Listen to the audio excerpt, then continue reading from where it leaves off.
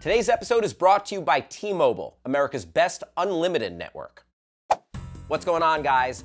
Game of Thrones Season 7 is nigh. And there's so many characters, so many plot points. I forgot a lot of what happened last season, so that's why we do our public service, The Idiot's Guide to Game of Thrones. And we've got an amazing crew to break down the last season for us. In fact, they are the hosts of Screen Junkie's show, Watching Thrones. First, I'd like to introduce, you know her from SJ News and all over the place, Roth Cornett. Hello, I'm excited to get our Thrones on. Oh, she was one of the previous hosts of Watching Thrones, and she's emerged back. Welcome back, Michelle Boyd. Thank you very much for having me again. I'm a raging Throner right now. He's the head writer of Honest Trailers. You know him, you love him. Spencer Gilbert. I drink and I know things, Hal. So we're gonna break this down piece by piece to make sure that you guys are all caught up and ready for the premiere of Season 7. Roth, shall we venture to the north? So the season opens, and after torturing us fans, letting us, yes, Jon Snow is dead, Jon Snow is dead, finally, as predicted, Melisandre brings him back to life at the behest of Sir Davos. You were dead. And no, you're not. That's completely f***ing mad. So maybe he's basically bulletproof for the rest of the series. He uses this opportunity to basically get out of his oath. My watch is ended. So yeah, we learned a little bit more about Melisandre. She went from red fox to silver fox, or not quite a silver fox. She was, just a hag, like 190 years old. I do think that she will come back because I do think she has a larger role to play, and she's still a big believer in Jon Snow. If you return to the north, I'll have you hanged as a murderer. There was a nice brother, sister, bastard sister reunion. Since the first episode, you're waiting for the Starks to get back together, and who is it? It's Sansa and Jon, who actually didn't have that close of a relationship. But because of everything that they've been through, it's kind of trench mentality, and now they're very close, except that she's not fully trusting Jon. She has an alliance with Littlefinger that she doesn't tell him about. Meanwhile, Littlefinger is trying to convince her that he and she together should take the Iron Throne. And you by my side. So fan favorite Lyanna Mormont comes out of nowhere to steal our hearts and make us want to elect her as president of the world. And she's ultimately able to get everyone rallying behind Jon. He's my king, from this day until his last day. And there's sort of like a sideways glance, and you're wondering, is Littlefinger gonna be able to convince her to go to the dark side fully? Now, Ramsay has Rickon. Of course, Jon being Jon, trying to save Rickon, which he cannot do. Jon Snow, in one of the most amazing sequences of the season, you're right in the middle of it, claustrophobic. So it's this amazing battle sequence, and it looks like all is lost. And lo and behold, the Knights of the Vale come to save the day in his big battle against Ramsay. You suggested one-on-one combat, didn't you? I've reconsidered.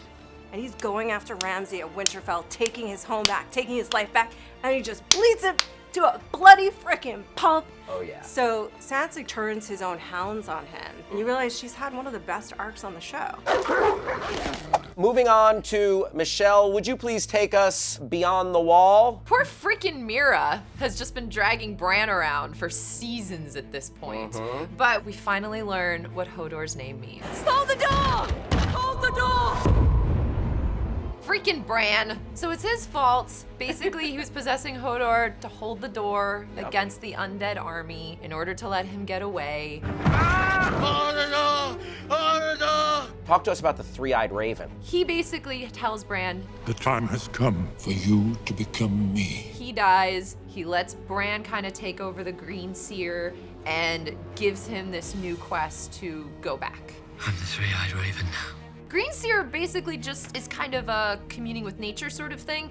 He taps into it with trees. He's able to tap into the history of Westeros. He basically is able to time travel and use the trees as sort of a DeLorean. Essentially. Bran goes back to a very key moment, and Bran just learns that Lyanna made Ned promise to protect Jon. Lyanna is actually the mother, and probably Rhaegar Targaryen is the father, and he can influence events in the past. Father!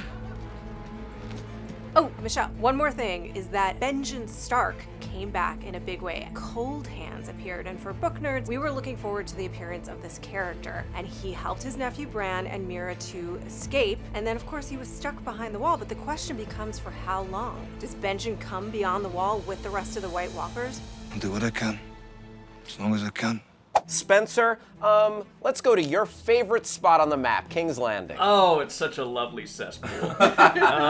To really understand King's Landing this season, you have to know that, as always, it's all about who controls the throne, which at the beginning of season 6, held by little bowl-cutted, kitten-cuddling Tommen Baratheon. Yep. And there's 3 very powerful factions vying for control of him. One is the Tyrells. They have their daughter Marjorie, married to Tommen, so she's the queen. Now, team 2 is, as always, Cersei.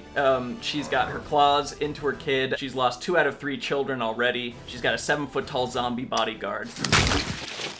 And then finally, we have this newly empowered branch of the High Sparrow, and religion has started to play a big part in King's Landing. It's what the gods want. Cersei's got a trial date coming up for incest. You've got Marjorie and Loras imprisoned, and this causes the other 2 former rivals, the Tyrells and the Lannisters, to join together, to put aside their differences and to take out the High Sparrow. But Tommen comes out and stops the ruckus from really happening. The crown and the faith, together, we will restore the 7 kingdoms to glory. Oh no, Cersei's defeated. Or is she? Kaboom! She had wildfire planted under the Great Sept of Baelor, blew it all up, everybody dead. So long. Tommen, sweet little child that he is, was so distraught he took a long jump off a high tower and never to be seen again. Cersei is down 3 kids, up a glass of wine, and up the Iron Throne, which is what she may have wanted all along. I now proclaim Cersei of the House Lannister, protector of the 7 kingdoms. Who arrives back in King's Landing at that very moment? Jaime did show up at the end of this season. He kind of went on a detour before that to break the siege of Riverrun. So he's really going through this kind of identity crisis of what his role is. Is he a knight? Who does he hold his loyalty to? He's still obsessed with Cersei, as he confesses, but then you also have Big Brienne of Tarth holding him to a more chivalrous standard. It's yours. It will always be yours. Talk to us about Qyburn and Frankenmountain. Qyburn, so he's an ex-maester, gone bad, pumping the mountain, last seen dead in trial by combat, full of evil juice to make him into an unstoppable killing machine. Yes. You get to see a lot of that in season 6, and it's awesome. Varys had his little birds, but the little birds are still present. Little birds has been interesting. It's a term that Varys used throughout the series. It's a network of spies made up of little children who will stab you if you cross them. So Marjorie Tyrell is gone, but Lady Olenna is still around. Well, she ends the season lining up with Dorne. And what is my heart's desire? Fire and blood. Michelle, will you take us to Essos? At the beginning of the season, you see Dany being kidnapped by a Khalasar to get brought to Vaes Dothrak. When Drogo was killed, Dany was supposed to go there and join the Dosh Khaleen, which is just basically the group of widows. So she gets brought over to Vaes Dothrak, and she says, I'm not having any of this, and burns them all. Tyrion is there with her. They finally got together. She made him Hand of the Queen. I'd swear you're my sword, but I don't actually own a sword. After kicking out Daario to the curb, saying, yeah, you're cute, you're great in bed, but I'm gonna need to find me a husband. I can't bring a lover to Westeros. Theon and Yara came from Pike. They technically are royalty. However, the Ironborn choose their next king, and Theon and Yara's uncle Euron comes back after killing Theon and Yara's father to take the throne by basically saying, I'm going to let you all rape and murder and pillage as much as you want, elect me king. He eventually wants to get over to Dany and make some kind of alliance with her. Theon and Yara get to Dany first and make the alliance with her, giving her all of the ships that they stole from the Ironborn. Won't be enough to save them. Dany is finally going to Westeros. After 6 freaking seasons, right? She's going to Westeros. She has an unsullied army. She has ships from Yara and Theon. She's finally going with 3 full-blown dragons. Arya is also on her way home from Essos. She was the girl with no name. She was the blind little girl with no name who just keeps getting beaten up. until she finally has a showdown with the waif. She becomes no one, and Jack and Hikaru says, cool, you're one of us. And she says, nope, peace, I'm going home. I'm Arya Stark, motherfucker. Yeah! The list still does mean something to her, because in the last episode, she goes after Walder Frey. The last thing you're ever going to see is a Stark smiling down at you as you die. Let's move on to a little speed round. Jorah is, he needs to visit the dermatologist. Jorah has the same thing that Stannis' daughter had. He has grayscale. The last thing that happens to Jorah is he does get exiled by Dany again, saying, I command you to heal yourself. Find the cure. Spencer, back around to you. Talk to us about those lovebirds, Sam and Gilly. They're still together, they got a baby, he stole his dad's sword, he's studying at college. And that's the Citadel, right? Mm-hmm. Excellent. Roth, catch us up on the Hound. The Hound, who's a character that we love, we thought was dead, he comes back. But it's very quickly, he meets up with this guy, Brother Ray, who is Ian McShane, which is amazing. And this rogue group of Brothers Without Banners come in and they kill everyone that the Hound is connected with, taking away his reason to be a better man. So now he's out for blood. He goes and he finds the Brothers Without Banners to get his revenge, but they're already gonna kill their rogues. The Brotherhood Without Banners is now headed to the Wall. It's possible that they'll connect with Melisandre on the way. And Beric Dondarrion, who's been a part of the thing since season 1, is back, boom! And he's gonna play a big role, and we'll talk about that more on our show. Ooh. Cold winds are rising in the north. We could use you.